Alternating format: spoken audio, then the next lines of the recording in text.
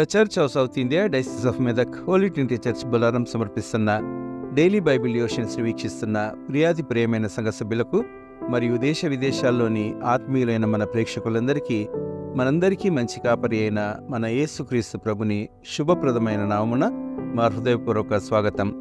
యేసుక్రీస్తు ప్రభు తన శిష్యుడైన పేతురుతో తన ప్రేషితోద్యమాన్ని గురించి ప్రస్తావించిన మాటలు, feed my lambs, feed my sheep, నా గొర్రెపిల్లలను మేపుము, నా గొర్రెలను కాయము అనే అంశంపై మన సంఘ సభ్యులు పెద్దలు శ్రీమతి కె సౌందర్య తిలక జోసెఫ్ అమ్మగారు అందించే దైవ సందేశాన్ని ఈనాటి మన వాక్య ధ్యానాలలో వినిపిస్తున్నాం. ముందుగా సందేశానికి ఉపోద్ఘాతంగా ఈ గీతాన్ని విందాం.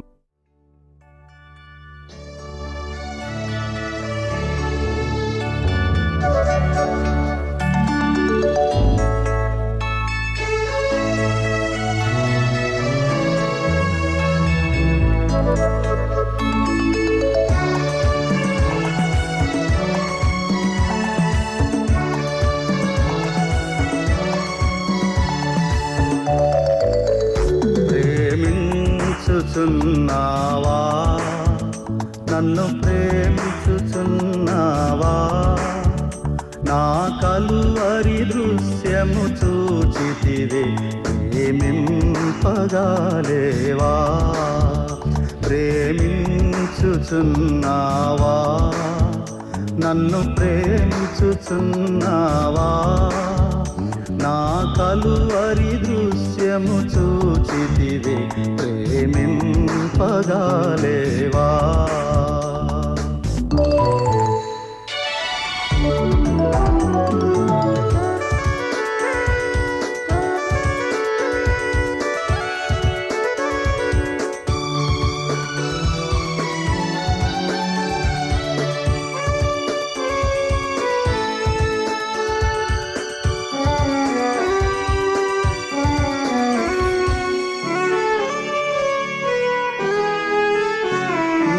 శాపమును దీర్ప, నీ పాపమును మోసి, నీ శాపమును దీర్ప, నీ పాపమును మోసి, రక్తంబు సిలువపై కార్చితివే ప్రేమింపగాలేవా. ప్రేమించుచున్నావా, నన్ను ప్రేమించుచున్నావా, నా కలువరి దృశ్యము చూచితివే ప్రేమింపగాలేవా.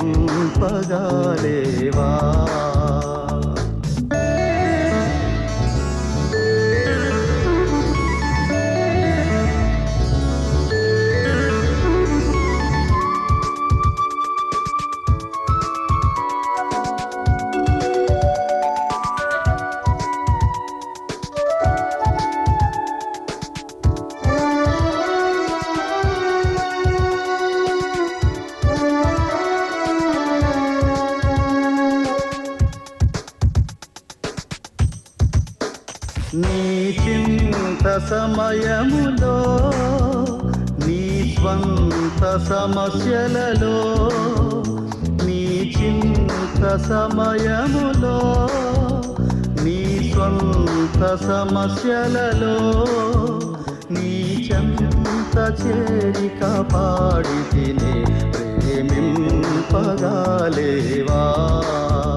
ప్రేమించుచున్నావా,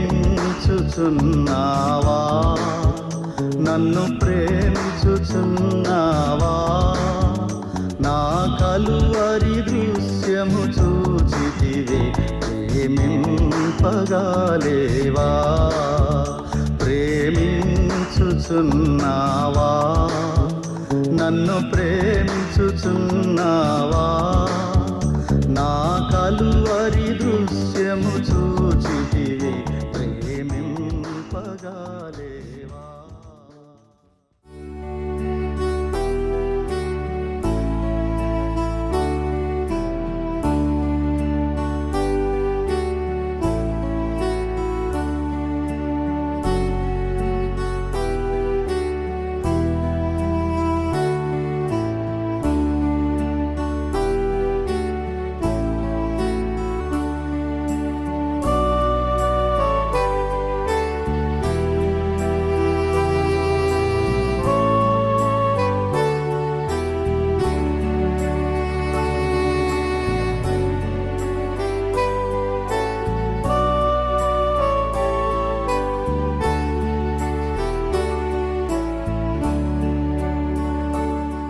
దేవుణ్ణి ప్రేమించుచున్న ప్రియ సంగమా, మరి ఈ దినము అనుదిన ధ్యానాంశంలో మనము పాల్గొంటున్నాం కాబట్టి ఈ దినం కొరకు మనం ఏర్పాటు చేసుకున్నటువంటి దేవుడు మనకు అనుగ్రహించినటువంటి వాక్యమును ధ్యానించక ముందు చిన్న ప్రార్థనతో ఈ ధ్యానమును ప్రారంభించుకుందాము.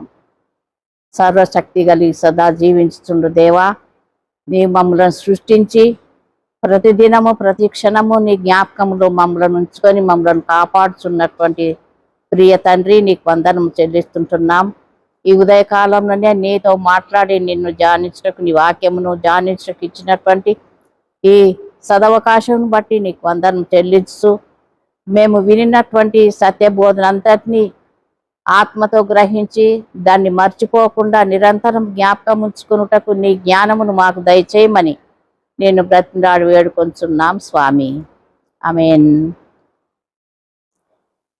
ప్రియ సంగమా, మరి ఈ దినం దేవుడు మనకి ఇచ్చినటువంటి ధ్యానాంశం మేపుట కాయుట. యోహాను సువార్త 21వ అధ్యాయంలో మనం చూస్తే, ఆ అధ్యాయం అంతట్లో చివరి భాగంలో మనం చూస్తే యేసుక్రీస్తు పేతురును చూసి ఏమంటున్నాడంటే, మొట్టమొదటిది నీవు నా గొర్రెలను మేపుము, తర్వాత నీవు నా గొర్రెలను కాయుము, తిరిగి నా గొర్రెలను మేపుము అని అంటున్నాడు.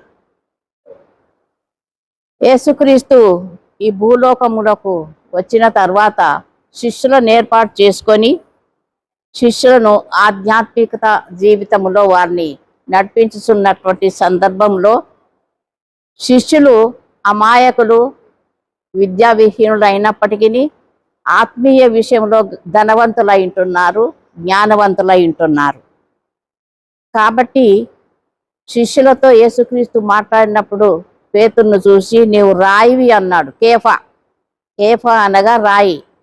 ఈ బండ మీద నా సంఘమును కడతానని పేతురుతో చెప్పినటువంటి మాటలు ఇప్పుడు ఆయన చనిపోయి లేచిన తర్వాత నెరవేర్చబడుచుంటున్నవి. అయితే శిష్యులు ఆయన చనిపోయిన తర్వాత భయముతో, ప్రాణ భయముతో ఒక గదిలో ఉన్నప్పుడు యేసుక్రీస్తు ఆత్మరూపిగా వచ్చి మీకు సమాధానం కలుగునుగాక అని వారిని దీవిస్తుంటున్నాడు. భయాందోళన ఉన్న వారికి సమాధాన పరిస్థితిని తెచ్చేటువంటి దేవుడు పేతురుతో ఏమంటున్నాడంటే, పేతురు తిరిగి వారి యొక్క పాత అనగా చేపలు పట్టేటువంటి ఉద్యోగమునకు తిరిగి వెళుచున్నట్టు మనం మొదటి వచనంలో చూడగలుగుతాము. అయితే యేసుక్రీస్తు తాను శిష్యులతో ఉండినప్పుడు మీరు సర్వలోకం వెళ్ళి సర్వ సృష్టికి నా సువార్తను ప్రకటించుడు అనేటువంటి వాక్యమును శిష్యులు మర్చిపోయి ఉండవచ్చును. ఎందుకనగా వారు మానవ రీత్యా బలహీనులే, ఆత్మలో బలవంతులైన మానవ రీత్యా బలహీనులు కాబట్టి వారి జీవనోపాధి కొరకు తిరిగి వారి యొక్క పాత వృత్తిలోనికి చొరబడినట్టు మనం గమనిస్తుంటున్నాం. అయితే యేసుక్రీస్తు చెప్పినటువంటి ఆ వాగ్దానము నెరవేర్చటకు తిరిగి యేసుక్రీస్తు వారి వద్దకు వచ్చి జ్ఞాపకం చేస్తూ ఉంటున్నాడు. ఎలా జ్ఞాపకం చేస్తున్నాడు అంటే, ఆ రొట్టెను తేనెను తిని వారికి కాల్చి ఇచ్చి, అనగా మరణముకు ముందు ఆయన తన రొట్టె శరీరమున గుర్తుగా, ద్రాక్షారసము రక్తము గుర్తుగా ఇచ్చినటువంటిది ఈ రొట్టె విరుచుటలో వారికి జ్ఞాపకం చేస్తూ ఉంటున్నాడు. కాబట్టి అప్పుడు ఆత్మీయ రీతిగా పేతురు బలపడి ఈ బండ మీద నా సంఘమును కడతానని చెప్పినటువంటి వాక్కును జ్ఞాపకం చేసుకున్నాడు పేతురు గారు. కాబట్టి ఆ హృదయ రహస్యం ఎరిగినటువంటి యేసుక్రీస్తు పేతురుతో ఏం పలుకుతున్నాడంటే, నా గొర్రె పిల్లలను మేపుము అని ఫస్ట్ అంటున్నాడు. ఎందుకనగా శిష్యుల ద్వారానే లోకంలోనికి అనగా ప్రపంచమంతటిలోనికి సువార్త ప్రకటన ప్రారంభమైంది. ఇప్పుడు మనము యేసుక్రీస్తును విశ్వసించి ఆయన వాక్యమును వింటున్నామంటే శిష్యులే కారకులు. యేసుక్రీస్తు పునాది వేసిండు, శిష్యులు కట్టడమును కట్టిండ్రు. కాబట్టి ఈ కట్టడంలో ఉన్నటువంటి మనము కూడా శిష్యుల వలె దేవుని రాజ్యమును ప్రకటించుటకు పూనుకొనుటకు సిద్ధంగా ఉండవలనని వాక్యం సెలవిస్తున్నది. అనగా నా గొర్రె పిల్లలను మేపుము అని పేతురుకు చెప్తున్నటువంటి సందర్భంలో కొత్త సంఘం, ఒక నూతన సంఘం ఏర్పాటు చేయబడుతున్నది శిష్యుల ద్వారా, ముఖ్యంగా పేతురు ద్వారా. కాబట్టి ఆ సంఘంలో ఉన్నటువంటి నూతన విశ్వాసులు పసిపిల్లలను పోలినటువంటి వారు ఆత్మీయ రీతిగా. కాబట్టి నా గొర్రె పిల్లలను మేపుము. గొర్రె పిల్లలు అనగా చిన్నవారు, ఆత్మీయతలో మొదటి స్థానంలో, లేకుంటే ఆత్మీయతలో వయసులో చిన్నవారు. కాబట్టి గొర్రె పిల్లలను మేపుమని అంటున్నాడు. తర్వాత నీవు నన్ను ప్రేమిస్తున్నావని 3 సార్లు అడిగితే 3 సార్లు కూడా నీవే ఎరుగుదు అని పేతురు గారు జవాబిస్తున్నాడు. రెండో మాట నా గొర్రెలను కాయుము అంటున్నాడు. కాయుమనగా ఆ సంఘంలో ఉన్నటువంటి విశ్వాసంలో ఎదిగిన కొలది, వాక్యంలో ఎదిగిన కొలది యవనకాల దశలో ఉంటుంది సంఘం. ఆ సంఘం యవనకాల దశలో ఉన్నప్పుడు, యవనకాల దశలో ఉన్న ఆ పరిస్థితి శోధనకు గురి అయ్యేటువంటి పరిస్థితి. ఎందుకంటే శోధకుడు మన చుట్టే ఉంటున్నాడు. కాబట్టి విశ్వాసులను అవిశ్వాసంలోనికి మరలించుటకు ఎన్నో కుతంత్రములు వేసేటువంటి శోధకుడు ఉన్నాడు. కాబట్టి యవన కాలంలో ఉన్నటువంటి ఆ సంఘం, యవన దశలో ఉన్నటువంటి ఆ సంఘం చెదిరిపోకుండా వారిని కాయాల. కాయమనగా కాపరత్వం, లేకుంటే షెపర్డ్షిప్, కాపరిగా ఉండాలి. వారు కుడికి కానీ ఎడమకు కానీ తొలగకుండా గొప్ప విశ్వాసం, నా విశ్వాసంలోనే ఎదగాలి ఆ యవన సంఘంను అని దాని యొక్క అర్థమైంటున్నది. తరువాత మూడవది నా గొర్రెలను మేపుము. గొర్రె పిల్లలు అయిపోయింది, గొర్రెలైనరు. తర్వాత ఇప్పుడు గొర్రెలను మేపుము. ఈ గొర్రెలను మేపు అనగా వృద్ధాప్యంకి వచ్చింది సంఘం ఆత్మీయ దిశలో. ఈ వృద్ధాప్యంలో ఉన్నటువంటి సంఘమును కూడా నీవు బలపరచాల. వారు అవిశ్వాసంలోనికి పోకుండా తల్లిదండ్రులను ప్రేమించని పరిస్థితుల్లో ఉన్నటువంటి కుటుంబములు కూడా ఎంతో ఉండవచ్చును. అట్టి సమయంలో విశ్వాసం నుండి ప్రక్కకు తొలగకుండా ఆ సంఘము వృద్ధాప్య దశలో ఉన్నప్పుడు ఎటువంటి కష్టములకు గురి కాకుండా ఉండున్నట్లు వృద్ధ సంఘమును, ఆత్మీయలో వృద్ధ సంఘమును నీవు కాపాడాలి అని యేసుక్రీస్తు పేతురుకు చెప్తా ఉంటున్నాడు. కాబట్టి ఆ వృద్ధాప్యంలో ఉన్నటువంటి పరిస్థితి కూడా చెప్తున్నాడు. నీకు ఇష్టం లేని స్థలంలోనికి నిన్ను తీసుకుపోతారు. కానీ నీవు అనగా వృద్ధాప్యంలో, ఆత్మీయతలో వృద్ధాప్యంలో ఉన్నటువంటి సంఘం ఎటువంటి కష్టములకైనా ఓర్చుకోవాలా అనేటువంటి వాక్య భావం ఇందులో మనకు స్పష్టంగా తెలుపబడుచున్నది.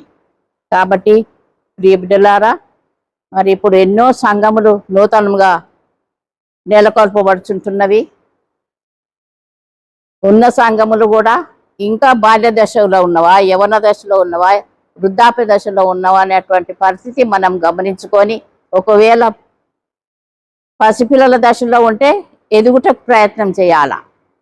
యవన దశలో ఉంటే యవన దశలో ఉండేటువంటి శోధనలన్నింటినీ జయించటకు శక్తి యేసుక్రీస్తు వాక్యం ద్వారా పొందుకోవాలా అని వాక్యం సెలవిస్తున్నది.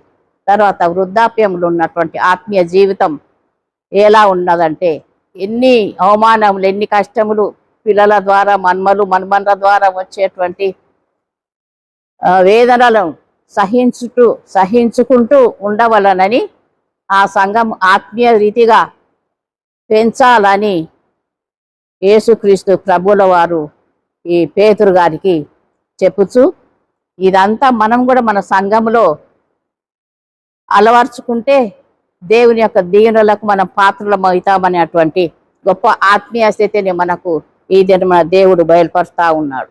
కాబట్టి సంఘం ఏ స్థితిలో ఉన్నదో, ఒక్కొక్క వ్యక్తి కూడా ఏ స్థితిలో, బాల్య దశలో ఉన్నామా, యవన దశలో ఉన్నామా, వృద్ధాప్య దశలో ఉన్నామా, శరీర విషయంలో కాదు ఆత్మీయ విషయంలో ఏ దశలో ఉన్నాము అనేటువంటి విచక్షణ చేసుకునవలసినటువంటి సమయము ఆసన్నమై ఉన్నది. ఎందుకనగా మనం రాకడ కొరకు ఎదురు చూస్తుంటున్నాం.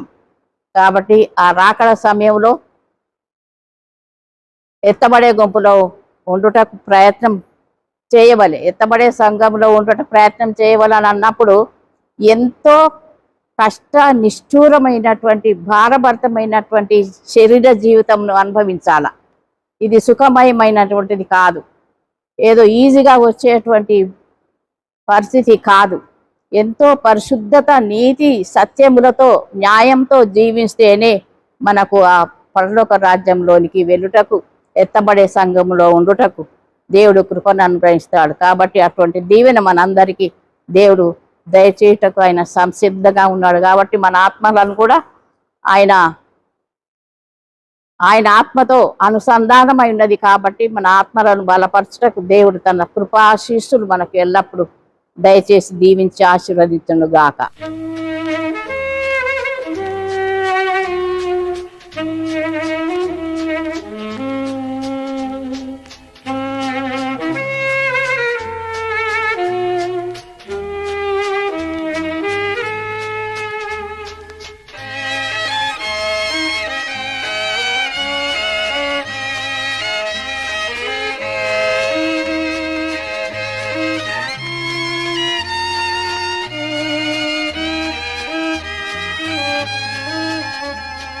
మంచి కాపరి యేసు మంచి కాపరి, పచ్చి కొన చేను యందు మేపు కాపరి, నన్ను మేపు కాపరి, మంచి కాపరి.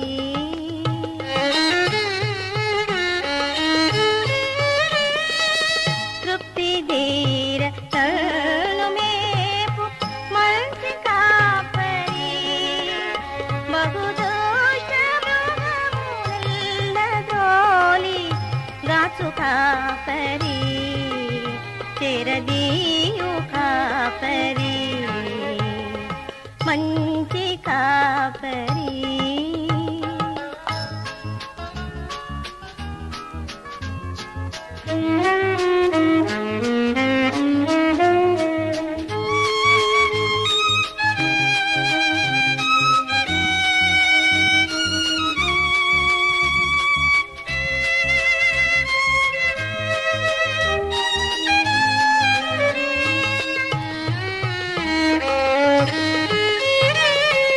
చల్లనైన నీటి ధరికి చేసు కాపరి, ఇనసాని హాయి ప్రాణమునకు ఇచ్చు కాపరి, చెరదీచు కాపరి, మంచి కాపరి.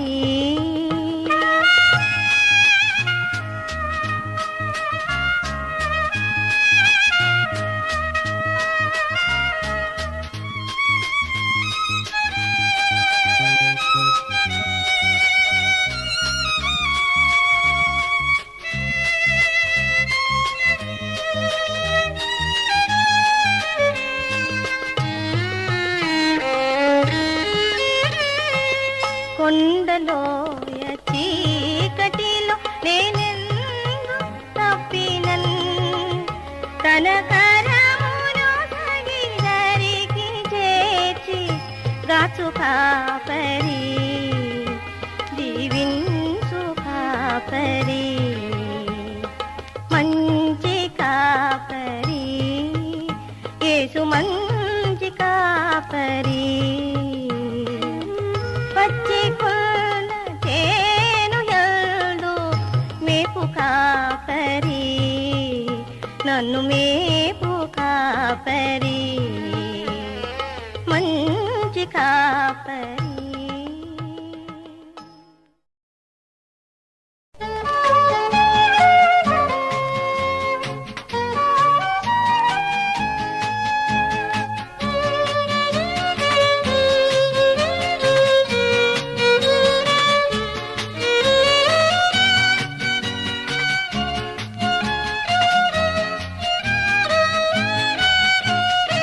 యెహోవా నా కాపరి, నాకు లేమి కలుగదిలం. పచ్చిక గల చోట్ల ఆయన నన్ను పరుండజేయును. శాంతికరమైన జలములకు నన్ను నడిపించును. నా ప్రాణముకు సేదదీర్చి ప్రభు నిధి మార్గములో నన్ను నడిపించును. యెహోవా నా కాపరి.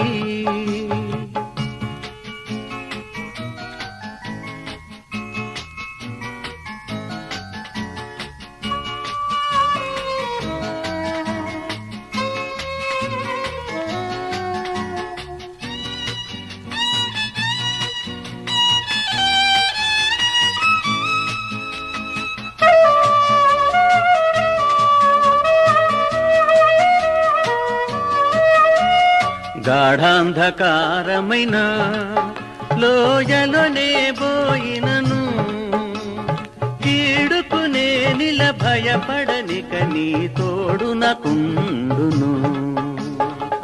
దుడ్డు కర్రయు దండమును ఆదరించును నన్ను. శత్రువుల ముందు విందు నొసగెదవు, తలపై తైలము పూసెదవు ప్రభు. యెహోవా నా కాపరి.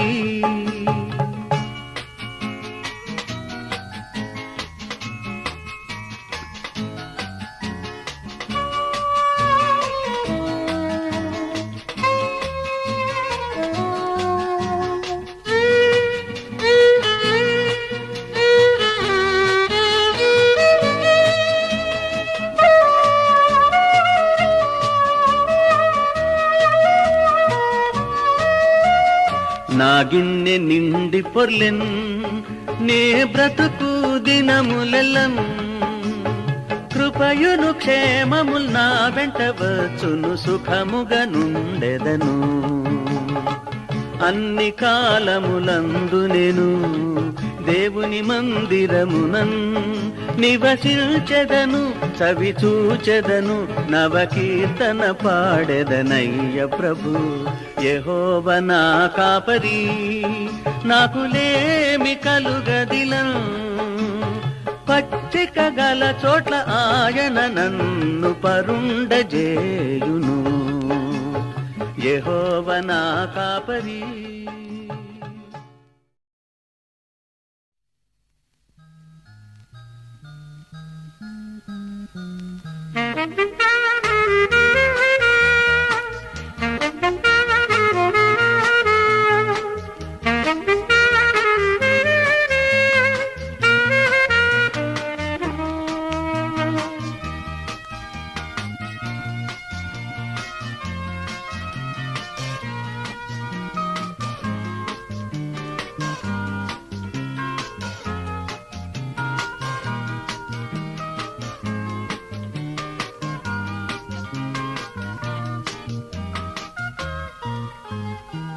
నడుపు నడుపుము నీ మందలో, నా దేవ నీవే నా కాపరి. నీతి మార్గము నే దప్పితిని, నడుపు నడుపుము నీ త్రోవలో. నడుపు నడుపుము నీ మందలో. హల్లెలూయా హల్లెలూయా హల్లెలూయా హల్లెలూయా.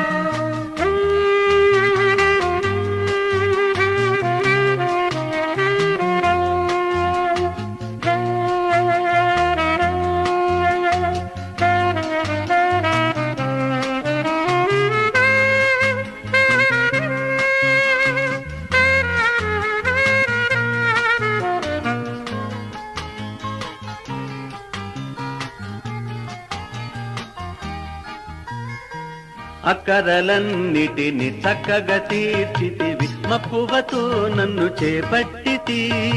పెక్కు బాధల యందు చిక్కిన వేళలో దిక్కునేయనుచు ప్రక్కన చేరితివే. నడుపు నడుపుము నీ మందలో.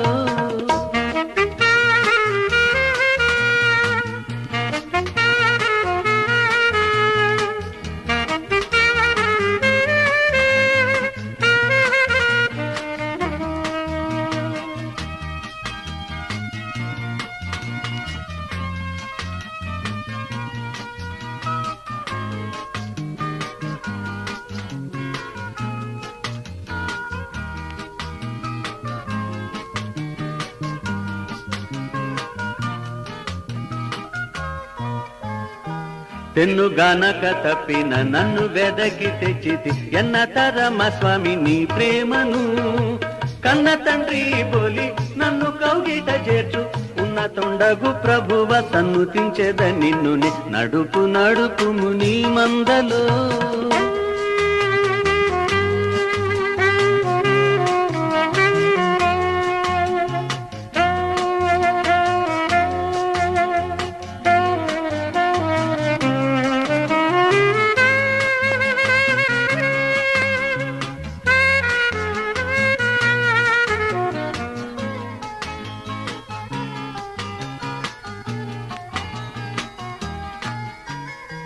పాప కూపంబులోన పడి ఉన్న గొర్రెలకై ప్రాణంబు పెట్టిన ఓ కాపరి బాసెను మా ఘోర కలుషములెల్లను వాసిగే నీ నామము చాటుచు పాడెదను నడుపు నడుపుము నీ మందలో నా దేవ నీవే నా కాపరి నీతి మార్గము నే దప్పితిని నడుపు నడుపుము నీ తోవలో నడుపు నడుపుము నీ మందలో హల్లెలూయా.